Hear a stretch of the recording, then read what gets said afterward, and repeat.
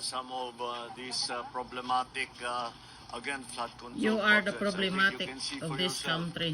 Na Marcos talagang Bangag. hindi trinabaho ng mabuti ito. Resign. Dahil yung You're ginawang slope useless protection president. supposedly dito ay bumigay kagad.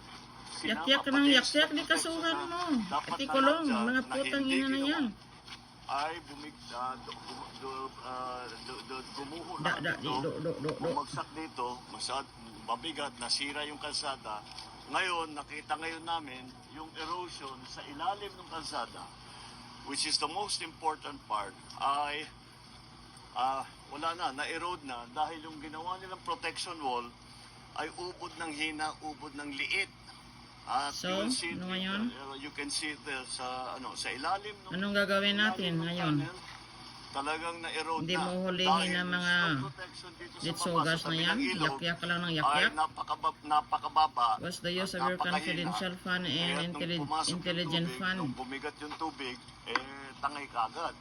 Kaya makita mo rito, tangay. Ngayon ka pa umaksyon after 3 years? This was all destroyed because of the Takot kang landslide here, ma-impeach? the rock slide here, and the erosion under the road.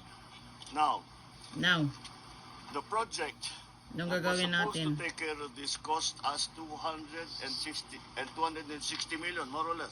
So, ano ngayon? 260 million.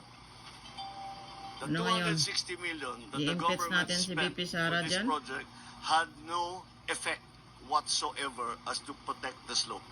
You Parang resign walang because you're ginawa. fucking weak leader. Sana hindi pareho lang. Kung Tawanan, wala silang tawanan mo ginawa, lang. wala silang linagay na wall, wala silang linagay na riprap, wala silang linagay na slope protection, ganon din ang nangyari. So, sinong Kaya pinagsabihan mo yan? Ang valor ng Ang taong bayan kanilang o trabaho ikaw? is zero, complete zero. And here's the other thing, that's why I keep talking about economic sabotage. Ang feedback natin from Sinong the mayor sabotage? and from the Si other... BP Sara or ikaw? The mayor of Tuba is also here. Oh. Come join us. Malaking kang gonggong at tanga. Dito ka. Resign. Oh, we are talking